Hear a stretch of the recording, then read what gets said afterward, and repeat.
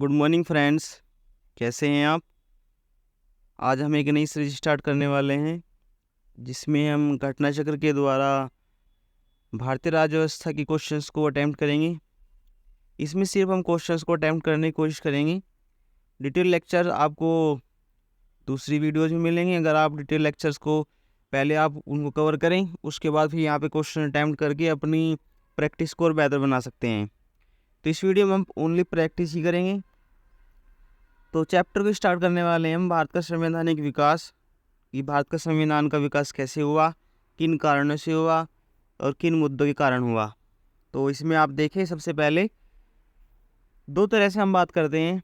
एक तो east India company के शासन के दौरान, जब भारत में ब्रिटिश संसदीय अधिनियम लागू किए गए थे 1773 से 1853 तक, 1773 से 1853 के बीच। फिर उसके बाद में जब गवर्नर का शासन आ जाता है, वायसराय काल आ जाता है, तो फिर ब्रिटिश ताज के शासन के अधीन पारित अधिनियम जो कि 1858 से लेकर 1947 तक आ जाते हैं। तो कुछ इसमें देखें। सबसे पहले डिटेल लेक्चर्स मैंने आपको अभी बताया है। अगर आप डिटेल लेक्चर्स को देखना चाहते हैं तो आपसे रिक्वेस्ट ये रहेगी, पहले आप डिटेल लेक्चर्स को देखें, उसके बाद यहाँ पे क्वेश्चंस को अटैम्प्ट करें, ठीक है। तो इसमें सबसे पहले कि ब्रिटिश संसद के 1773 का रेगुलेटरी एक्ट जब आता है, तो बंगाल का जो गवर्नर जनरल होता है उसका एक सीमा क्षेत्र को बढ़ा दिया जाता है। जैसे पहले जो गवर्नर जनरल होता था रॉबर्ट क्लाइव, वो सिर्फ बंगाल का गवर्नर था। जब 1773 आपका रेगुलेटरी आता है तो उसमें उसके कार्य क्षेत्र को बढ़ाकर उसको बंगाल का गवर्नर की जगह बंगाल का गवर्नर जनरल बना दिया जाता है। और उसी की सहायता के लिए 4 सदस्यों की एक परिषद भी बनाई जाती है जिसका कार्यकाल 5 वर्ष का रखा गया है, ठीक है। इस एक्ट के द्वारा बंगाल का पहला गवर्नर जनरल अगर आपसे पूछ लें तो वारेन हेस्टिंग्स बने थे, और पहला गवर्नर बंगाल का तो रॉबर्ट क्लाइव, ठीक है। तो ये सब किस काल में हुआ, जब 1773 का रेगुलेटरी एक्ट आता है, ठीक है, उसी काल में हुआ है। इसी में देख लेते हैं। सबसे पहले ये 4 सदस्यों की जो समिति बनाई गई थी उनमें थे आपके फ्रांसिस, क्लेवरिंग, मानसेन, बारवेल, जो आपके काउंसिल बने के सदस्य के रूप में नियुक्त हुए थे। आपको नाम पता होना चाहिए इनका, फ्रांसिस, क्लेवरिंग, मानसेन और बारवेल। जब ये परिषद चली तो जो गवर्नर जनरल को बंगाल में फोर्ट विलियम की प्रेसिडेंसी और सैनिक असैनिक अधिकार को दिए गए, क्योंकि उसका क्षेत्र अधिकार बढ़ा दिया गया था। तो बंगाल में फोर्ट विलियम की जो प्रेसिडेंसी बनी हुई थी उसमें सैनिक और असैनिक अधिकार उसको दिए गए। इसमें प्रमुख मामलों जैसे विदेश नीति हो गया में मद्रास बम्बई की प्रेसिडेंसियों के अधीक्षक भी उसके अंदर कर दिए गए। आप ऐसे समझ लीजिए, उस 1773 से पहले मद्रास और बम्बई की जो प्रेसिडेंसी थी वो अलग होती थी, उनके गवर्नर अलग बनते थे। लेकिन जब 1773 का रेगुलेटरी एक्ट आता है तो आपका मद्रास और बम्बई के गवर्नरों को भी बंगाल के गवर्नर जनरल के अधीन इसमें कर दिया गया, ठीक है, इसमें बताया गया है। फिर आता है आपका 1774 का रेगुलेटरी एक्ट। इस एक्ट में एक उच्चतम न्यायालय की स्थापना करी गई 1773 के तहत ही। 1773 के तहत ही कोलकाता में कुछ न्यायालय बना। इसकी आपको जो शुरुआत बोलते हैं तो 1774 में इसकी शुरुआत की गई थी, ठीक। आपको इसके बारे में एक भी ये भी जानना है, क्योंकि ये उच्च न्यायालय भारत का पहला उच्च न्यायालय है। जैसे इसका नाम लिखा है उच्चतम न्यायालय, तो उच्चतम न्यायालय पूरे देश के लिए नहीं था, ये सिर्फ कोलकाता के निर्णय को ही सुनवाई करता था यहाँ पे, जिसमें एक मुख्य न्यायाधीश हुआ है और 3 अन्य न्यायाधीश, ठीक है, जिसका नाम पहला एलिजाइम्फे था। इसमें फिर एक बात और भी रखी गई कि जो कर्मचारी होते थे कंपनी के, उनको बाहर से आपका उपहार लेने, रिश्वत लेने, पुरस्कार लेने का बिल्कुल प्रतिबंध लगा दिया था। अपना कोई भी निजी कारोबार भी नहीं कर सकते थे। ये भी सब 1773 के रेगुलेटरी एक्ट के तहत ही कहा गया था। इसी में फिर आता है आपका, इसमें कुछ खामियां देखी गई। फिर इसके बाद आता है आपका पिट्स इंडिया एक्ट 1784। इसमें कहा गया कि कंपनी के राजनीतिक और व्यापारिक कार्यों को अलग कर दिया जाए। इसी के तहत एक निदेशक मंडल को कंपनी के व्यापारिक मामलों की अधीक्षण की अनुमति तो दे दी गई, परंतु राजनीतिक मामले नियंत्रण बोर्ड के पास ही रखे गए। तो इसके लिए अहम बात आपको याद रखनी है 1784 के लिए। इसमें कंपनी के जो राजनीतिक कार्य थे और व्यापारिक कार्य थे उनको अलग कर दिया गया। उनकी जांच के लिए एक निदेशक मंडल को, जो व्यापारिक मामले थे उनकी अनुमति तो उसको दे दी गई निदेशक मंडल को, लेकिन जो राजनीतिक मामले थे वो नियंत्रण बोर्ड के पास ही रखे गए, ठीक है। आप इसको ऐसे समझ लीजिए जो निदेशक मंडल बनाया गया उसको व्यापारिक मामलों की अनुमति तो दे दी गई उस कंट्रोल करने के लिए, उसकी जांच करने के लिए, लेकिन जो राजनीतिक मामले थे वे board of board of control के पास ही रखे गए, नियंत्रक मंडल के या नियंत्रण बोर्ड के पास ही रखे गए। ठीक है। फिर आपका इसके बाद आ जाता है 1786 का अधिनियम। इसमें गवर्नर जनरल को विशेष कुछ छूट और किसी के निर्णय को निरस्त करने के और अपने निर्णय लागू करने के अधिकार दे दिए गए। सबसे पहले गवर्नर जनरल को प्रधान सेनापति की शक्ति इसी अधिनियम के तहत की गई थी। ये दोनों अधिकार सबसे पहले लॉर्ड कॉर्नवालिस को प्राप्त हुए थे। इसमें आप ऐसा समझ लीजिए, मान लीजिए परिषद कोई निर्णय देना चाहती है गवर्नर के साथ और गवर्नर को ये निर्णय पसंद नहीं है, तो परिषद के निर्णय को निरस्त करके अपनी निर्णय अगर वो लागू करे तो ये शक्तियाँ भी उसने मांगी 1786 में। और तीनों सेनाओं का एक प्रधान सेनापति भी इसको बनाया गया, ये भी उसने शर्त रखी बनने के लिए। तो ये दोनों ही अधिकार मिले सबसे पहले लॉर्ड कॉर्नवालिस को। इसके बाद आता है 1773 का चार्टर एक्ट। इसमें कंपनी के अधिकारों को 20 सालों के लिए बढ़ा दिया गया। 10-10, 20-20 सालों के लिए बढ़ते थे, तो इसमें कंपनी के जो अधिकार थे उनको 20 सालों के लिए और बढ़ाया गया। फिर आपका याद आता है 1813 के चार्टर एक्ट। 1813 का चार्टर एक्ट इम्पोर्टेंट होता है क्योंकि इसमें सबसे पहली बार भारतीय शिक्षा पर ध्यान दिया गया था। शिक्षा के लिए 1 लाख रुपए खर्च करने का इसमें उपबंध किया गया था। कंपनी के जो भारतीय व्यापार के एक अधिकार को समाप्त कर दिया गया था। जो कंपनी का भारतीय व्यापार था, एक अधिकार को समाप्त करके सिर्फ चाय और चीन के व्यापार को छोड़ा गया था। जो चीन के साथ भारत का चाय के साथ व्यापार चलता था उसको छोड़कर और सभी एक अधिकार ब्रिटिश कंपनी के अधीन कर दिया गया था। इसमें एक आ गया है। फिर इसमें आगे देखें 1833 के चार्टर एक्ट के बारे में क्या कहा गया है कि इसमें जो भाई 1813 तक तो क्या कहा गया था, 1813 में मुख्य प्रावधान क्या था कि ब्रिटिश एक अधिकार को समाप्त कर दिया गया सिर्फ चाय और चीन को छोड़कर। चाय चीन को छोड़कर कि जो चाय का चीन के साथ व्यापार चलता है उसको छोड़कर सभी पर ब्रिटिश अधिपत्य की स्थापना कर दी गई थी इसी में। ठीक है। दूसरी बात इसमें रखी गई थी कि शिक्षा के लिए सबसे पहले 1 लाख पाउंड ग्रैंड आप कह सकते हैं, इसका एक अनुदान दिया गया था। दूसरी बात, इसमें सबसे पहले ईसाई धर्म को फैलाने का प्रचार भी इसी एक्ट के तहत किया गया था। ठीक है। इसके बाद आ जाता है 1833 का चार्टर एक्ट, जो कि बहुत ज़्यादा इम्पोर्टेंट होता है ये भी। इसमें सबसे पहले भारत जो बंगाल का गवर्नर जनरल होता था सबसे पहले उसको बना दिया जाता है भारत का गवर्नर जनरल, क्योंकि 1813 में जो चाय के साथ चीन का व्यापार चलता था उसको भी समाप्त करके कंप्लीट ब्रिटिश आधिपत्य की स्थापना यहाँ पे हो जाती है। ठीक है। इस चार्टर की धारा 87 के अनुसार कोई भी भारतीय केवल धर्म, जन्म और वंश के और अपने रंग के आधार पर भारतीय सरकारी सेवा के लिए अयोग्य नहीं समझा जाएगा। आप ऐसे समझ लीजिए, जैसे आर्टिकल 16 में भी है, 15 में भी बात की गई है कि किसी को जाति, धर्म, जन्म और रंग रूप के आधार पर भारतीय सेवा में आने के लिए उसको नहीं रोका जाएगा, ये कहा गया। और वो इसमें देश की शासन प्रणालियों का केंद्रीकरण किया गया, एक केंद्र के रूप में उसको स्थापित की गई। फिर यह सबसे पहले लॉर्ड विलियम बेंटिंक भारत के गवर्नर जनरल बने।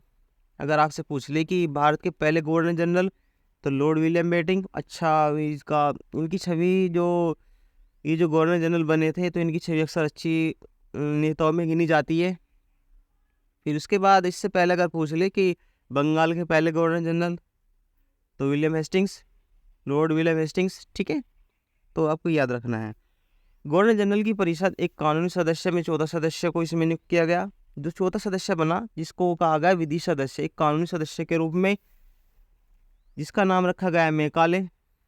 मेकाले को एक कानूनी सदस्य के रूप में पहले 3 सदस्य थे। आप ऐसे समझिए कि जब 1773 का रेगुलेटिंग एक्ट आता है तो उसमें गवर्नर की परिषद में 4 सदस्यों को लाया गया। ठीक है। फिर आपका चौथा सदस्य का आता है तो उसमें घटाकर फिर 3 कर दिए गए।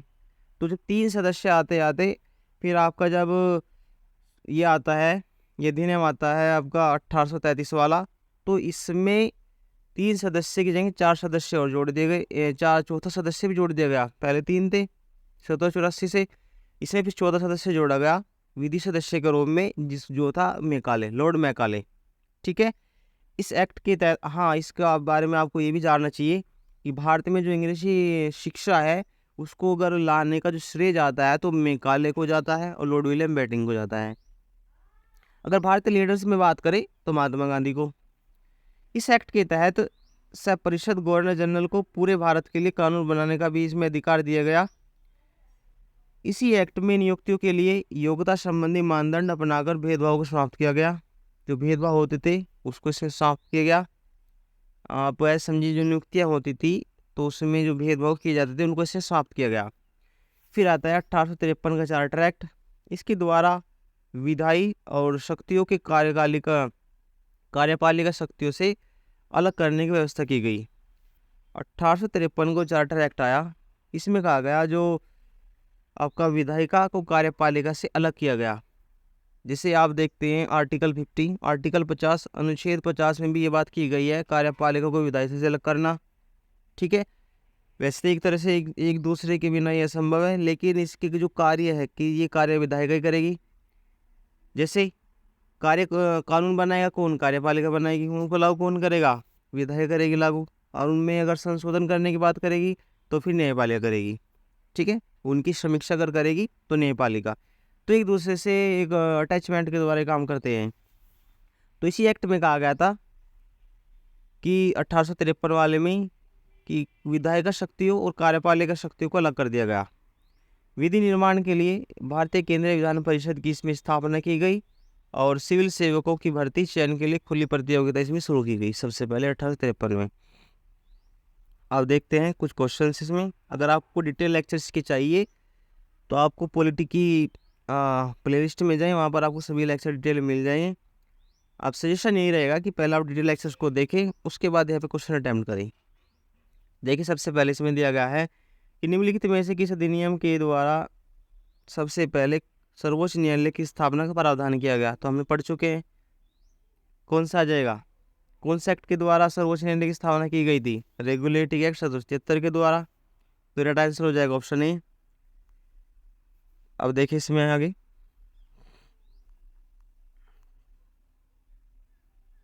इसमें दिया गया है कि सर्वोच्च न्यायालय की स्थापना के संबंध में आपको बताना है कौन सा सही होगा।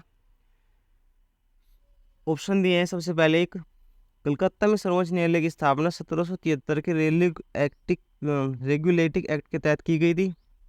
राइट है बिल्कुल, क्योंकि 1773 का एक्ट आया था, उसी के तहत कलकत्ता में सर्वोच्च न्यायालय की स्थापना की गई।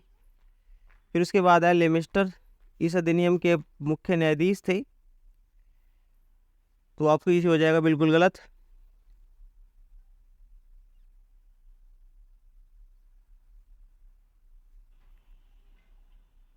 तो इसमें आपका दूसरा ऑप्शन हो जाएगा गलत, क्योंकि आपने पीछे इसमें पढ़ा है कि जो उच्चतम न्यायालय बना था कलकत्ता में 1773 के एक्ट के तहत, उनके मुख्य न्यायाधीश थे एलिजाइम थे। तो दूसरा ऑप्शन इसमें गलत हो जाएगा, पहला ऑप्शन सही हो जाएगा। ठीक है, तो इसमें हो जाएगा आपका ऑप्शन ए। अब देखते हैं तीसरा ऑप्शन। इसमें दिया है कि नियंत्रक परिषद की स्थापना, सामने सूची दी गई है। नियामक अधिनियम 1773, सर्वोच्च न्यायालय की स्थापना 1784 और पिट्स इंडिया भारत का अधिनियम 1784 के तहत इंग्लिश मिशनरियों को भारत में कार्य करने की अनुमति 1813 का चार्टर एक्ट और गवर्नर जनरल की परिषद चार्टर अधिनियम 1833 की कानूनी सदस्य की नियुक्ति। तो आपको एक सूची इधर दी गई, दो सूची इधर दी गई। आपको बताना है कि जो किस एक्ट के तहत कौन सी बात कही गई थी। ठीक है, तो सबसे पहले देखिए, नियंत्रण परिषद जब बनी तो 1784 का पिट्स इंडिया एक्ट आता है, उसी के तहत नियंत्रण परिषद की स्थापना की गई थी बोर्ड ऑफ कंट्रोल की, जो कि आपके राजनीतिक कार्य को देखने वाली थी। ठीक है, फिर है आपका नियामक अधिनियम 1773, इसके तहत ही सर्वोच्च न्यायालय की स्थापना की गई थी। तो बी का हो जाएगा 1 और ए का हो जाएगा 2।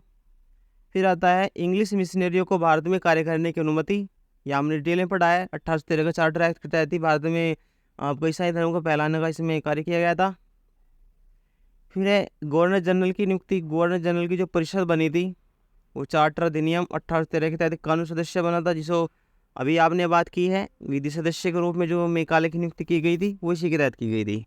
ठीक है, तो इसमें देखते हैं आंसर मैंने आपको बता दिया है इसमें। अब देखिए आगे, निम्नलिखित में से किसने भारत में अंग्रेजी शिक्षा की नींव डाली? तो सबसे पहले है 1813 का चार्टर एक्ट। इसमें भी सबसे पहले अंग्रेजी शिक्षा के लिए 1,00,000 पाउंड या ग्रैंड का प्रावधान किया गया था। फिर general committee of public instruction 1823, इसमें भी बात की गई थी। फिर तीसरा है इसमें प्राच्यविद या आंग्ल विवाद। तो तीनों में ही इंग्लिश भाषा को अंग्रेजी भाषा को भारत में लाने के लिए एक प्रावधान किए गए थे। तो तीनों इसमें सही हो जाएगा, ऑप्शन हो जाएगा डी सही। ठीक है, जैसे इसमें दिया भी है कि ईस्ट इंडिया कंपनी के ओरिएंटल शिक्षा की प्रचलित प्रणाली को उत्साहित किया गया और पश्चिम शिक्षा और अंग्रेजी भाषा को बढ़ावा देने के लिए 1813 के चार्टर अधिनियम में भारत में शिक्षा के प्रचार के लिए प्रति 1,00,000 रुपये का खर्च का प्रावधान इसमें किया गया। फिर एक general committee of public instruction का गठन किया गया 1823 में, जिसमें जिम्मेदारी शिक्षा के लिए 1,00,000 रुपये देने की रखी गई थी जनरल कमेटी के द्वारा भी। फिर एक समिति बनाई गई 10 सदस्यों की, जिसमें लॉर्ड मैकाले थे। इसके बाद Governor General Lord William Bentinck जो कि 1828 से 1800 ये थे आपका 35 तक के शासनकाल में 7 मार्च 1835 को लॉर्ड मैकाले का एक एक्ट आया, जिसमें अंग्रेजी शिक्षा को उच्चतर उच्च शिक्षा के माध्यम देने का एक प्रावधान किया गया। मैंने बात की डिटेल में भी कि लॉर्ड मैकाले वे सदस्य थे, विधि सदस्य थे, जब से पहले जिन्होंने अंग्रेजी शिक्षा को भारत में लाने का प्रयास किया। ठीक है, अब बात करते हैं भारत में आंग्ल शिक्षा के समर्थकों। अगर पूछ ले कि भारत में अंग्रेजी शिक्षा का समर्थक कौन था, तो नेता थे ट्रेविलियन और एच.टी. प्रिंसिप जो थे वो प्राच्य शिक्षा के समर्थक है थे। ठीक है, अब देखते हैं इसमें आगे क्या है। अगला क्वेश्चन दिया है इसमें, ये तो हो गया। आगे देखें तो इसमें आपका हो जाएगा ऑप्शन डी राइट बिल्कुल, क्योंकि इसमें जो दिया है आंग्ल शिक्षा के जो समर्थक माने जाते हैं नेता ट्रेविलियन, आपको पता होना चाहिए इनके बारे में, और एच.टी. प्रिंसिप जो कि प्राच्य शिक्षा के समर्थक थे। आंग्ल के लिए थे ट्रेविलियन और प्राच्य शिक्षा के समर्थक थे एच.टी. प्रिंसिप। क्वेश्चन देखते हैं आगे। किस अधिनियम के द्वारा ब्रिटिश संसद ने चाय और चीन के साथ व्यापार को छोड़कर ईस्ट इंडिया कंपनी के साथ व्यापार को किया, जिससे कि व्यापारिक अधिकार एकात्म को समाप्त कर दिया गया? तो भी आपने पढ़ा है 1813 का चार्टर अधिनियम के तहत ये बात की गई थी, इसमें कोई दो राय नहीं हो सकती। आगे देखें, 1813 के चार्टर एक्ट के संबंध में आपको बताना है कौन सा सही होगा। इसने भारत में ईस्ट इंडिया कंपनी के व्यापार एक आधिपत्य को और चाय का व्यापार चीन के साथ व्यापार को छोड़कर समाप्त कर दिया गया। बिल्कुल सही है, 1813 के तहत ही था ये भी। इसने कंपनी के अधिकार में लिए गए भारतीय राज्य क्षेत्र पर ब्रिटिश क्राउन की संप्रभुता को सुदृढ़ किया गया। ठीक है, अगला इसमें दिया गया है कि भारत का राजस्व अब ब्रिटिश संसद के नियंत्रण में आ गया था। तो ये नहीं है, ये आ गया आपका 1833 के तहत। तो इसका ऑप्शन हो जाएगा एक सही, पहला और दूसरा सही है बिल्कुल इसमें, क्योंकि दूसरे ऑप्शन में दिया गया है कंपनी का अधिकार लिए गए भारतीय राज्य क्षेत्रों पर ब्रिटिश राज क्राउन की संप्रभुता को सुदृढ़ कर दिया इसने। ठीक है, अब देखते हैं आगे, क्योंकि 20 सालों के लिए वो इसमें बढ़ा दिया गया था ना, इसी वजह से ये बात इसमें की गई है कि जब ब्रिटिश कैबिनेट मंत्री के अधीन सेक्रेटरी ऑफ स्टेट का पद बना और राजस्व में उसकी सहायता के लिए काउंसिल भी बनाई गई, जिसको आप सचिव बोलते हैं। इस अधिनियम ने भारतवासियों को अपने देश के प्रशासन में कुछ हिस्सा लेना संभव बनाया। किसमें बात की गई है, ये कब बात की गई है? 1833 का चार्टर अधिनियम के तहत,